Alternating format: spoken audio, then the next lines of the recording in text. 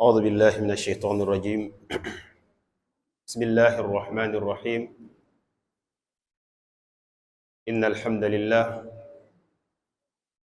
نحمده ونستعينه ونستغفره ونعوذ به تعالى من شرور أنفسنا ومن سيئات أعمالنا. من يهده الله فلا مضل له ومن يضلل فلا هادي له. أشهد أن لا إله إلا الله وحده لا شريك له، وأشهد أن محمدا صلى الله عليه وآله وسلم عبده ورسوله، أرسله الله تعالى بالحق بشيرا ونذيرا وداعيا إليه بإذنه وسراجا منيرا، وبلغ الرسالة وأدى الأمانة ونصح الأمة وكشف الله به الغمة، وجاهد في الله حق جهاده حتى أتاه اليقين. اللهم صل عليه وعلى آله وصحبه ومن تبعهم بإحسان إلى يوم الدين. أما بعد، السلام عليكم ورحمة الله وبركاته. مرمو والله سبحانه وتعالى تيغن والله سبحانه وتعالى وإمامنا أكم بيغني تنكا أغا هذا مرمي مخغمون دني خيرين شودا أي كيف نكون خيري بني الله سبحانه وتعالى أغا هذا مرمي مخغمون دني كتاي نانتنين دي اللام بتي نانتنين دي فوبي خاغان دي منا سيرتو أنغلام باتي كيغا سيرون مخو الله غنا سيربي مخغمون دي كتكينا أكما نيان كاندين كما ويكين كمن تيغان سبحانه وتعالى. ويسلنا النبي نيم مخ صلى الله عليه وسلم أكمبي الله غدا يا خي نانيا لامبا نانيا نورو هذا مرما هندanga الله سبحانه وتعالى كلك وريندanga ودونا هذا مرمو كان دكت الله سبحانه وتعالى. الله دا خاي نانيا نيمسي وسندانا كوموندا الله دا خاي نانيا غونغوندانا كوموندا الله غانت كيبي مول الله خوسين كيبي كمنه سبحانه وتعالى أغدي فارناه بكني صلى الله عليه وآله وسلم أرفارناه كي أرجوفانتي دونتanga ko be Allah gadi kinay adu duntempo ke timmanti aga bakka dunay kota kebe aru komonto fi khullabante kamma fi ke khurenga kiyendo wurongi intabakabe annabi sallallahu alaihi wasallam agaru komonto kebe kama khullabante yani kiyendo wuron chumbana ser sugu gube bakka ken kamanga Allah makande murute ser sugu gube bakka ken kamma Allah makande muruta kamanga sankuntahu kenya na kamanta Allah ganno kise kenga nabi nyimme way do ngadanga adi saybeni ado akagumunda kore ado serebeni iginyanga dabate صلى الله عليه وسلم ورضي الله عنهم أجمعين. أدو يخاجر سربني خراون دي كين كل سري أدو سر سوق توكي دي باتي مادونا غير كتاب والله نيغان الله غانو خاطو كين كل كام آخني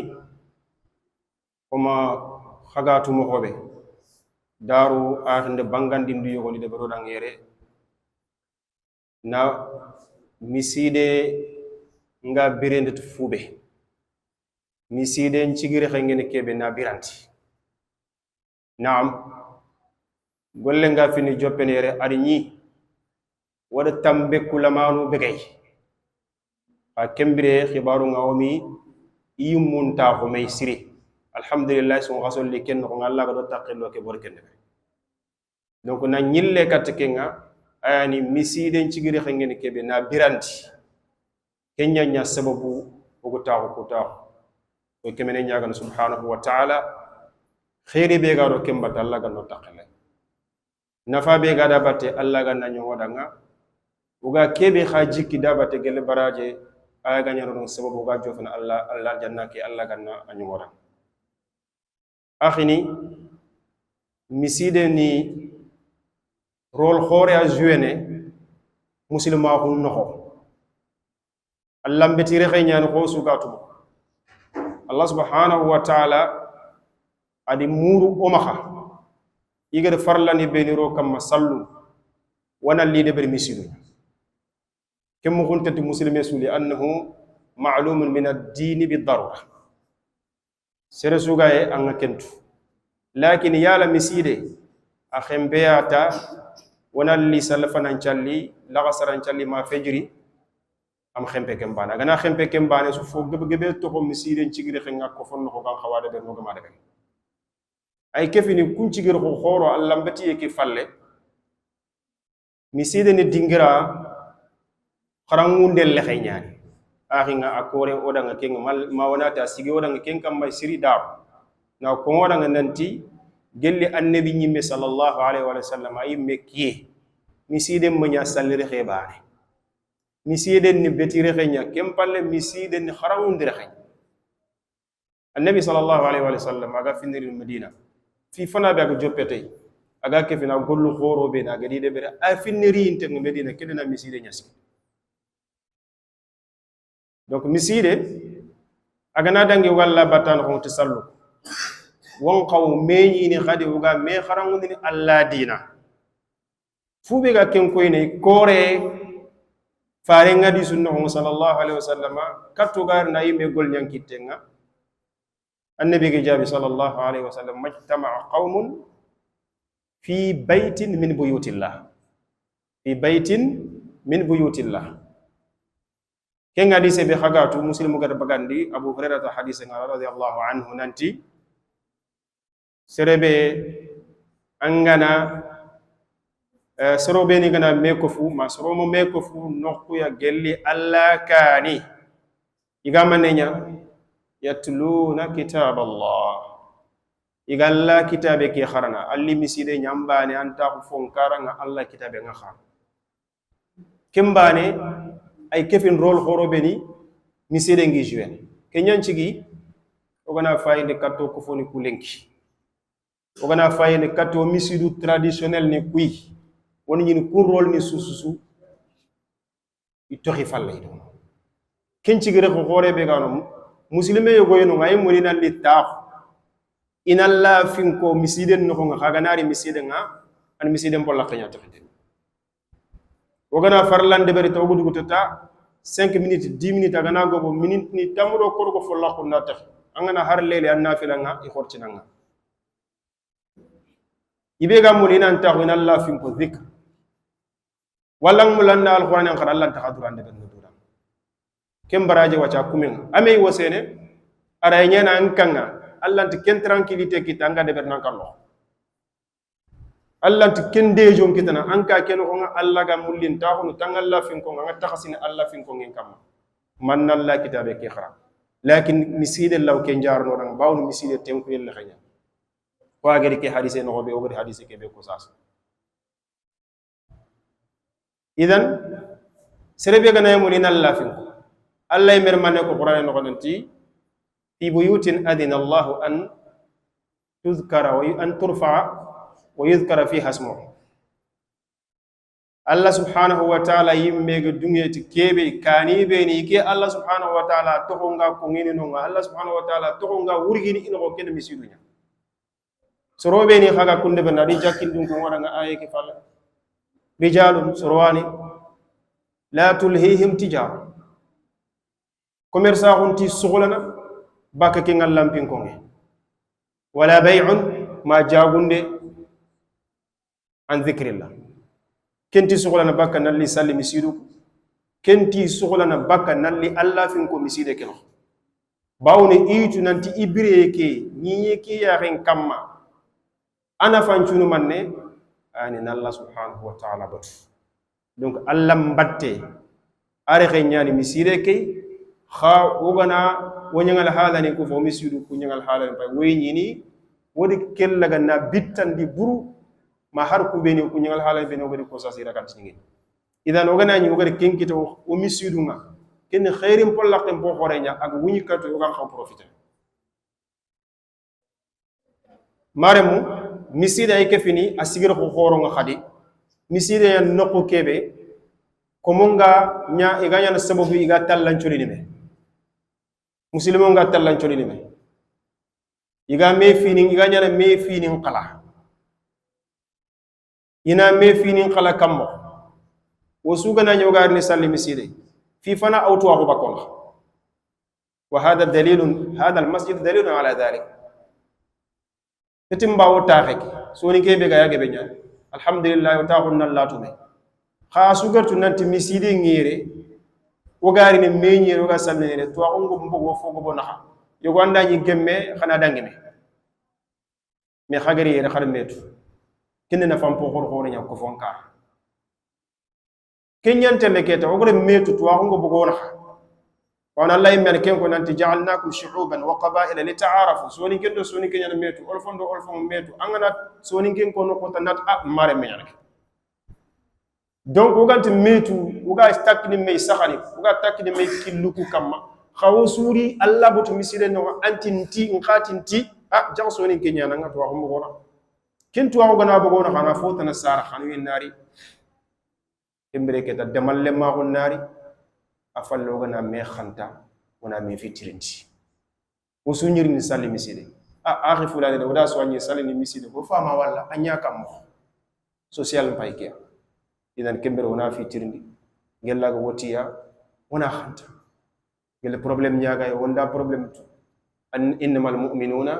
ikhwa idan silama khuma ar miside liti do ken khabati donc gello gana misurun kita ku rol ni raga yilen kat miside wonati alhamdulillah rabbil alamin alla nan nawari alla be go mahbo mon kat wona dangi kinga mare mo ko mo gati miside ni to ko muri rekhenya kembere keta wajibi o kam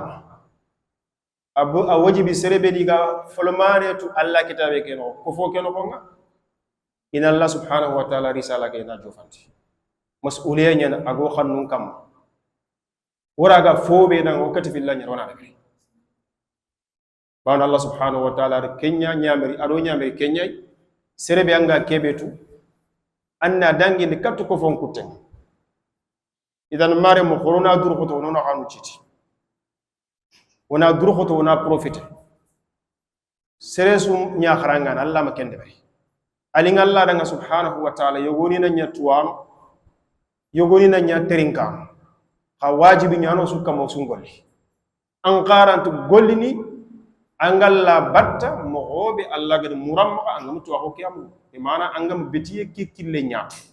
betiye ke nya na kam akhindu ko wona nga daaro nanti serebe gamuli ina alla botu allah talla bata angama to wa nyamu bawnu fatam panci yugo yu qur'an ken xana ngana xempe qur'an xana ngem bane fatam panci yugo yu allah kuntu nangam to wa nyatrinka dan kendima wajibi nyano kam usuna to wa kenyano gesu no katti na me khiri na me kilo ni nyampanti tuwa ko muri sigir ko khore be gam kha dinan no ko na me kilo ni nyankandi kenga katto garu ne darsu ki mi me no akhini fube raganti sikki andina nga fube ga sikki andina nga sikki tay bi mana fube fere gantanda nganna tu kuran dinan nan cigi kennan kama wajibi nyan namo wana yille fube andina lagan sikki afalle atwa wajibi nyanan kam manna ken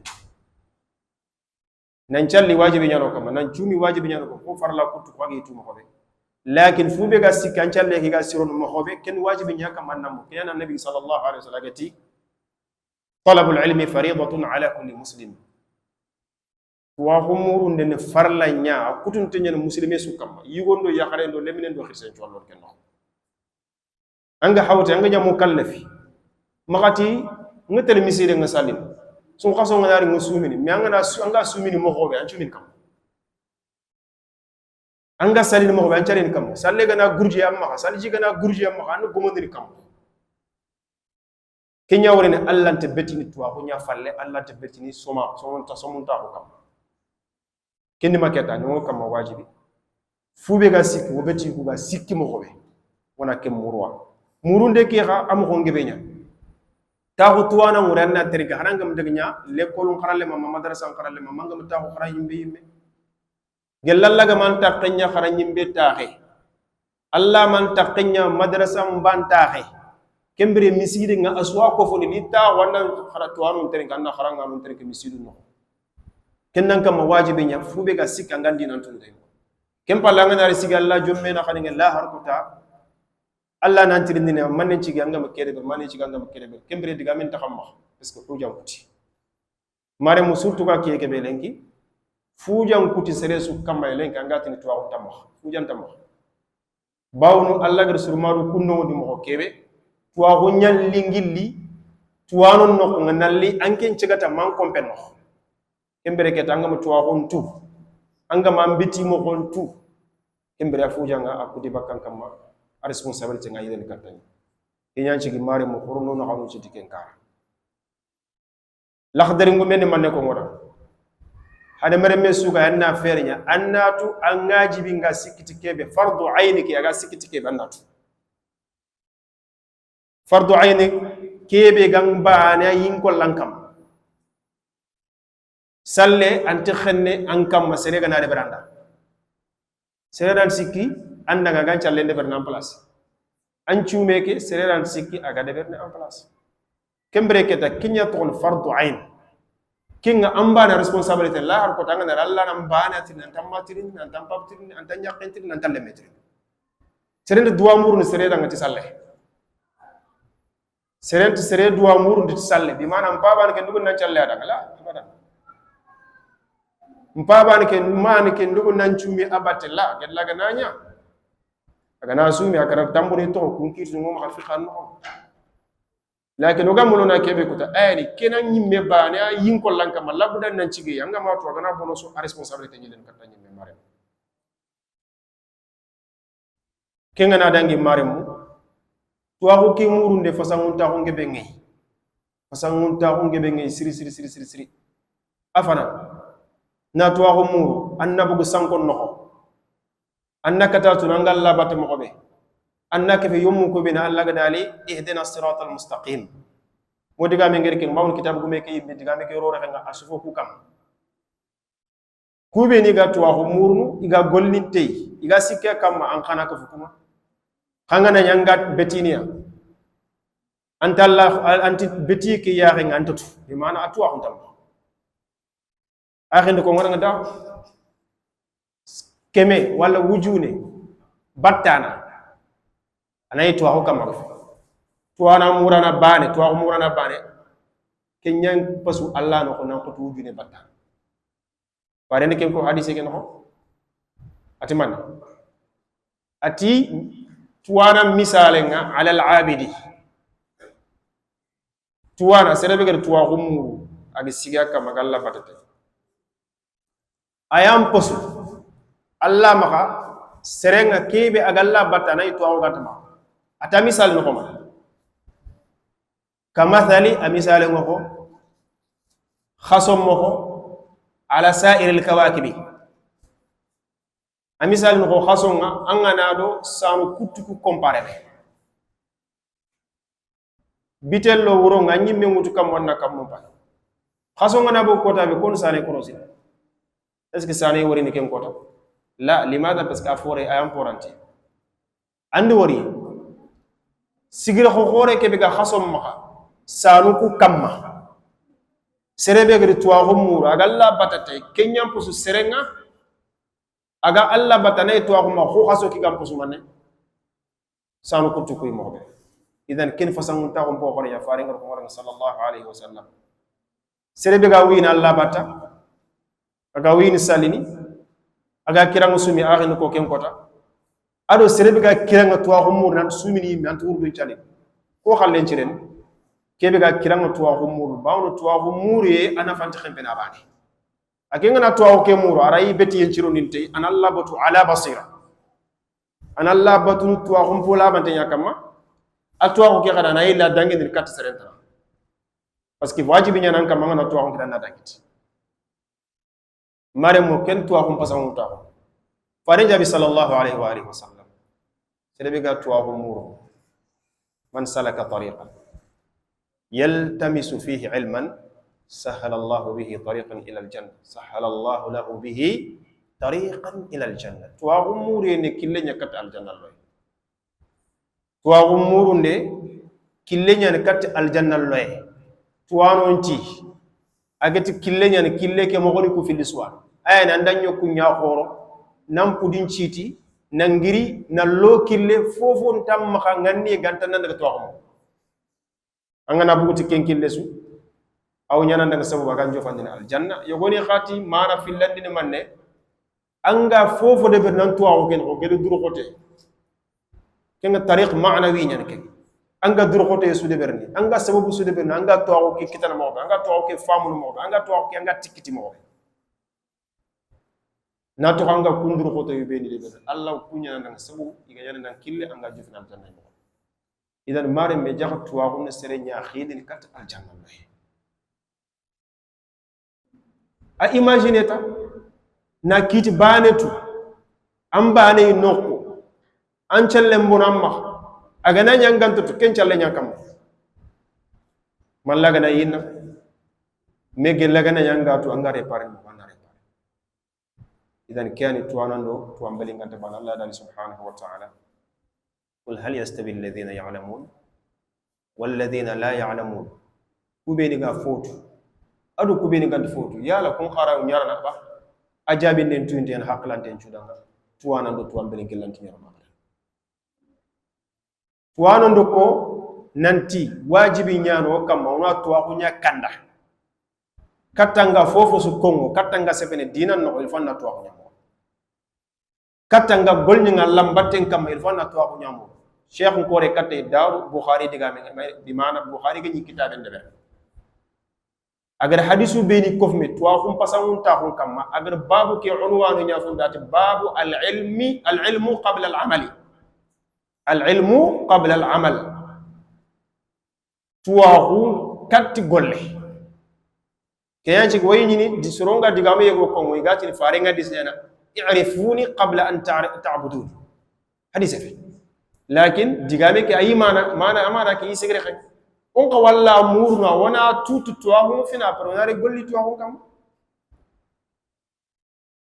idan tuwahu murunde aya kandanten gollen kane aya kandanten sefen kane gella gada e fini ngana yikundu amare mo wana litahu ku kompono wana lere wutu ma lere takande ko yenno ko tabane bito findi bito kergi haraga nanya sersu gaye خرخم من ينام مغتا أنغان تقيم تندك تله النبي صلى الله عليه وسلم أدي سايب نبري كنيا كم مسيري كي نيرين يغاري تواهم موضوع أبو هريرة رضي الله عنه أغفو سايب كتم تواهو حديث اللغان دنگا النبي صلى الله عليه وسلم أكيجدو ما نبات شيو أسبب كيجدو ما نبات ها ada mandi kami pak asaba mungkin jero mana badal hasan ha atokin tanya nyiro faring sallallahu alaihi wasallam abu hurairah kama nya Madinah akanyi min misire yigatin sorobe da ahlu suf haytu kubini kanti Madinah nako itawra kan misire abu hurairah do misire ke bare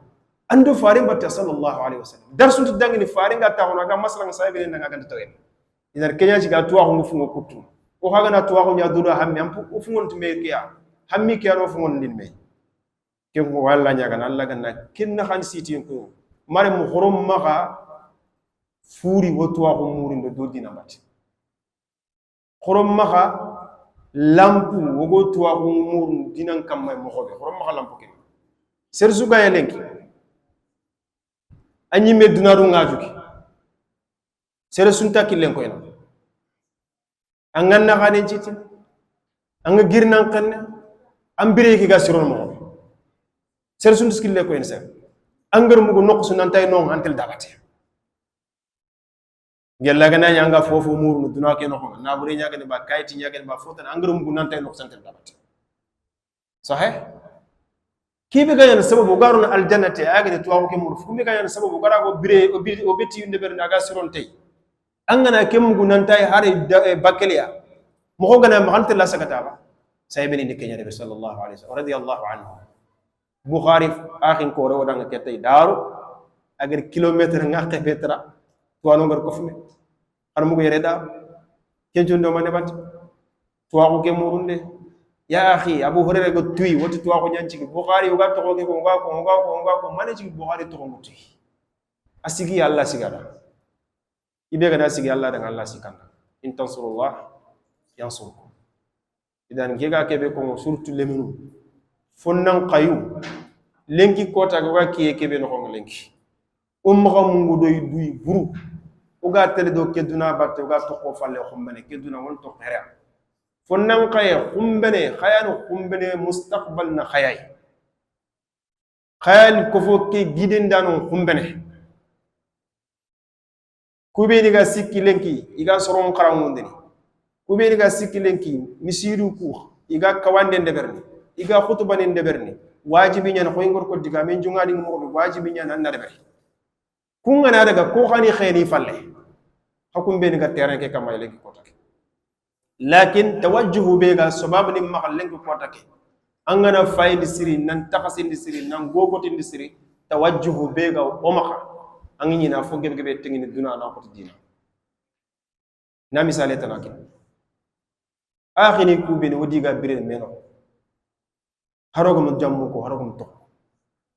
khanne tanani ku be ni wodiga bire Dakar mo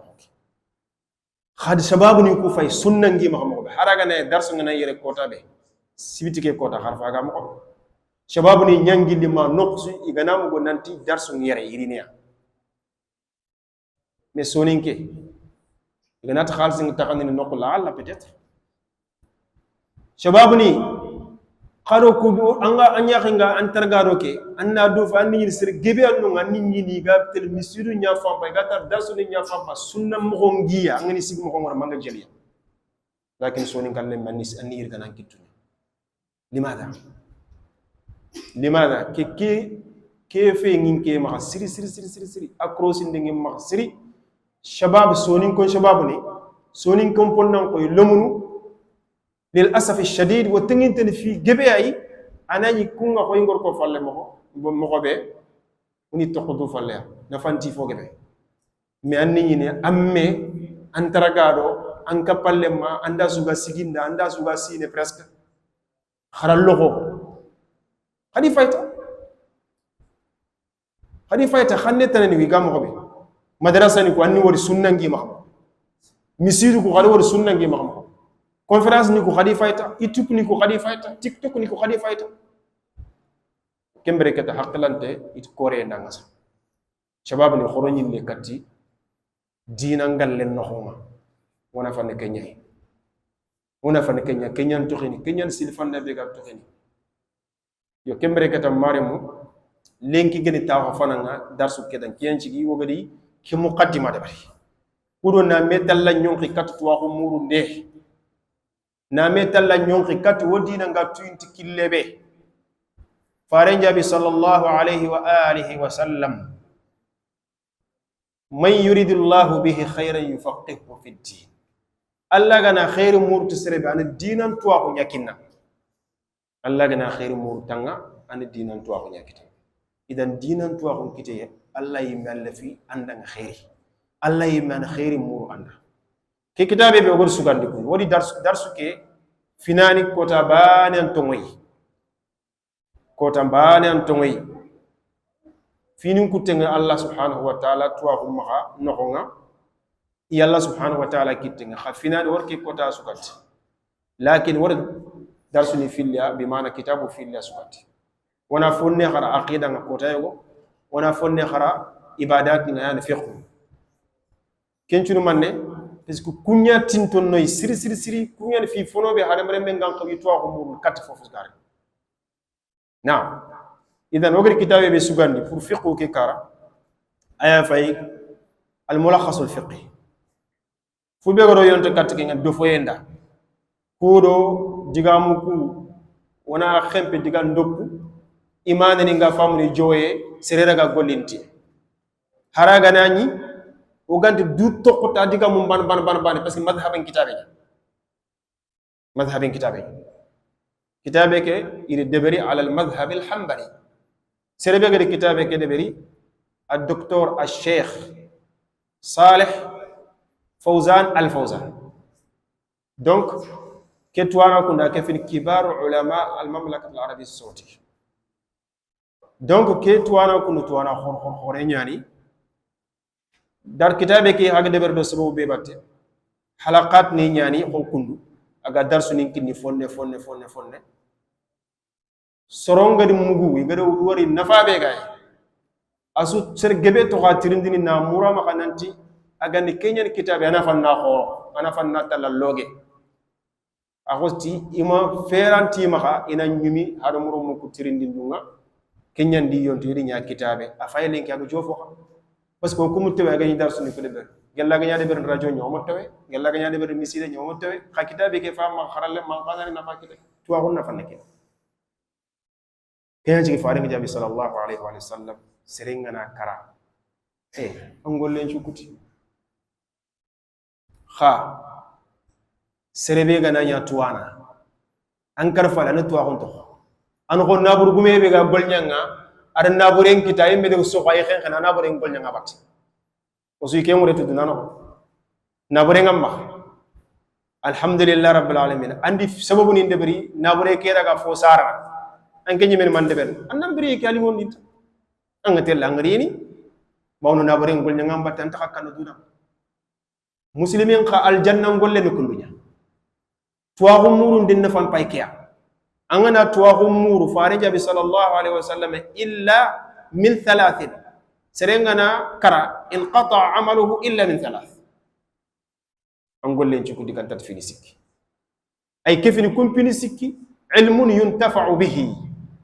tuwaxu nya nangar to soronga na fankitene ampalle aya misale mpangar kebe ko wana anken kara andaka haraga ne cycle nya an karfalle suroga kharanga ampale kota so zersuga na kharaga tuwa ko daga nafa kete ken tuwa ko abraji ngase fenanda Allahu akbar idan kimbiri tuwa ko nafa yi wa fayke akhin ko re wodanga tuwa ko njakkan mane tuwa ko njakka na kini na to kanga kinni an nafa tana sar na kenda kenyani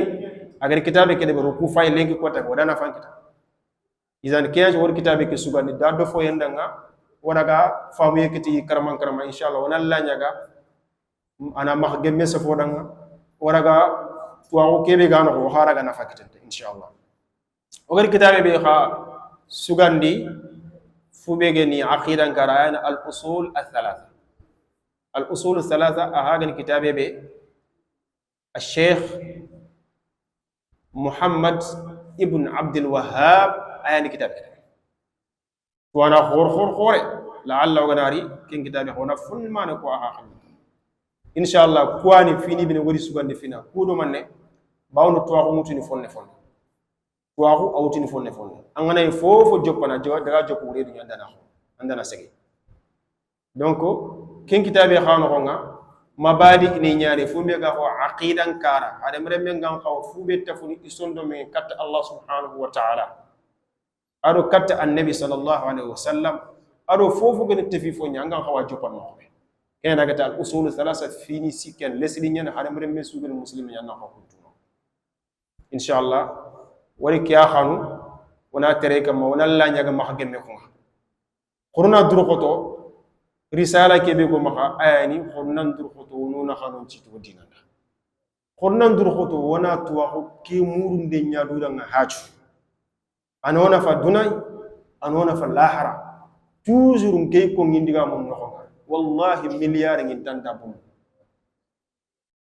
angana nya gol nya ngana ko rek duna anda khalis ngebe ngita ma soro ngata nga askay katu ko tant annan taqiqe bana yigana milliard ni kuno Allah gar safan nga nan tan millioni fili bana yigana milliard ken wallahi xefen ko bana kutte ke su khay makan talla mu nya fon sere sere wara badan igaranda milliard botom bu ante donc kembre anga kebe to ko du falle mana ne fe walla anta ne fe afo gebe nyimmetel haba anya afo gebe nyimme gana jofo nganti naburi nya kundu am palle anya nan nga kitti xinni do nimisiye lakin anga na golle xum mena danga anga na golle xum mena danga kembre ke tanya nya buru murana nya nga ba fo kan tam ma yimme to waxu muru andi nan tu sigi ken kamala har ko tan nan tu yani inshallah wana digame ke wana sigi ndire nisim hapatinti oto طيب اذن كوان فيني بين وغاملو ني جوب wani wana golli kamma babu kitabu gumeke agar joppat fumbeta ayani fasangunta ho be ga serenna fiqhan kembere ka donat fiqhu kana man wagatin fiqhu wa aqida wana safatam panci da manu yak daga na ereke kinya iganat fiqhu awre man fiqhu ngore no famu yi arbi xamne famu yi mais igara fanna duran cugandi nanta nga fiqh indo fi dantantoa katu tuwa hunga fatam pancini kundu siri iga togoni lono tuwa hunin kamma gannin ko igana te fiqh aqida ngorona no ado fofo goni dinan to arona no khairi fatam panci le nati al fiqh al akbar inni do man nek ngina aqida ka akhil al fiqh al akbar yo kha fiqh khar kharante ke ga kamay lenki kenniya dina shari'an kitu itwafu ni famu ti idililunga kenya to fiqh na yile digame shari'an kitu na kumpa muti dalile kenya to al fiqh biman Allah garu nyameri ndu bero kam nan to ni nya duna ro breke no on challi shari'a nyande kenki te on kutu nan to nanya mais ar kutumina yala nyimman kuta nyimme ke bangor kala ar kutumina ar kutu kam happu nyimina xempene min ante la delilu nyamuru ke delile mutin fa Allah kitabe no nya ado farin tun nan no sallallahu alaihi wasallam idan ken to waxul nan nyamma ti delile ke ya ton fiqh wagatin kube na fuqaha kube ni fiqhun tuwa awri ni kebe gari shari'an kite ketu aytu ti delile angana ke kite mana ata ke kite ne mana ata kite ne kiya adille ma arga ko nanta dille pa ke Allah kiya ko akamma wala annabi kiya ko akamma gella gana dalil labante gante farin Allah kitaben no nga dalil labante gante farin chunnan no nga dalil sikandingo no nga ayani manne al ijma gella gana ke nganta no nga dalil tanay do no nga al qiyas dum yugoni tuwanu ci su gemi kam yugoni tuwanu ci gemi kam idan serenna Allah kiten tu ti delile ke nyawre fiqh donc kinga fu be famu no yere mare mo ayani afo sire ngene kebe tuwana ma afo sire ngene kebe kharalle ma kiti so ngal laqelo ni fo delina ni hom kiti so ngal laqelo ni fo delina ni donc ken delile nan nga ma keta sorongo bakka mewre kenga yogoyino nga ay delile kere xetu aya wutire xetu aya agol nyangundu mo gontu kenyan faqih arawutel Allah kitabe kana jimi delile ke kamma ana kite ke bagandano wana gol nyanguti ha seren cuntu jofene ken daraja seren cuntu jofene ken cigere xey kembere keta an kembe ga tuwa ko murumu tuwano nga anna kitu kumugiya idi delulu an kana gol nyatiya ti angare ken kite be mo adi dele ma erdo an kaga kitene daraja be an kayi mera ga kitu kutu yo ha selen cuntu jofene ke kenci wona tanbihun dabriyari anna folomane kharata anna ta usurun kan igana kiti sukina anna tan kinkarna igana trini ne sukina anna tan kenjabini kene nanyi melo gunneya to wono ma kene nanyi melo gunneya bawo namma jofe ken jigir angana har sere jabini tirindinde ani nyini and tuwana yogo mugu ado foko adi delile kin qama karangana ko ngafo sere ngene ke bana tuwana musi khalenke kota ke ko akhi ngo kore kate dawr mo ko jaribi e kebe ko ma hakke duna yelenki ake fini duna legaren tagu man tonya annabi gorko sallallahu alaihi wasallam soronga sefene dinan no kube ni igama fobaka bare ko hadisi go hadisu yugo yono duna gillen taguma to nabi billahi kunun to nyaa الرويبضة أحاديث كوبي نيغا سفن فيا أنغنا هاري وربان أنا تكنت فوق بقيب خكون ينشاغي في إراق لون في خورو بيغا دونا غريند إيغا جنيني كيش نكا باونو كم آخي نغر كومو أنغا تاخون كاتان كاميرا أيام بوتونو أن خان نغا دنگين كات نوخسينات شيخ فلاني كات فلاني kenyan ci an kaga na fofo mu rek haranga malabu de kitanar ga taxam xana tan fatu wande ben ci kenya to xonan nañu melo gune xorno du cross kem idan xorna to wanon terinka on qara idanga kembre kete ga kubenu ko mo xana na fakito na golite an qara ga jofan ne serga na jofa yalla yalla yerdo alla ga jofan ne no niveau yo kembre keta ken to xola ma de be ga ma an qara da wande berte idan allah ki arja xoyleki inshallah on Allah nyaga Allah ganna nyunga daga nafa Allah ganna nyunga daga sorobe ni gana diga be muy gabati nda fosiren tuwa ko to maha innama me kharamunde nyaari sorobe ni ga yere len ko tek alhamdulillah rabbil alamin ya hulu tuwalu oro suna no ko Allah meda soro oro suna no ko Allah meda do mane bat kebe ga taxulen ke Allah gari jarabi ga nya safara ana foko anke atwa ngam kan ko kebe gar ko كما النبي قال صلى الله عليه رب حامل فقه أو عامل سربي قاترين رب سامعنا حديث كن كل سربي قات دعامي كي كنيا نراين يقولون ما قاترين كنا أيان فاهمنا فقط كم بريك دونا نقول كل الله ميدا وكنا كيبي كفتون دي كانوا هنا أنت واسع وراي مين نقول كل الله وراي ميرون كلهم أرني شيء عندك كي دعامي كوكوت كم كوتاري لكن إسكا ولا ونامي مناقشة ونامي ديما ونامي روكيل بسكي فايدا غير كيبي أير وسونا ميديا موغات واخوكي كيني مي مخوي إذن هذه المجالس مجالس تدارس وليست مجالس تدريس إن أريد إلا الإصلاح ما استطعت وما توفيقي إلا بالله عليه توكلت وإليه أنيب وصلى الله وسلم على نبينا محمد وعلى آله وصحبه وسلم وآخر دعوانا أن الحمد لله رب العالمين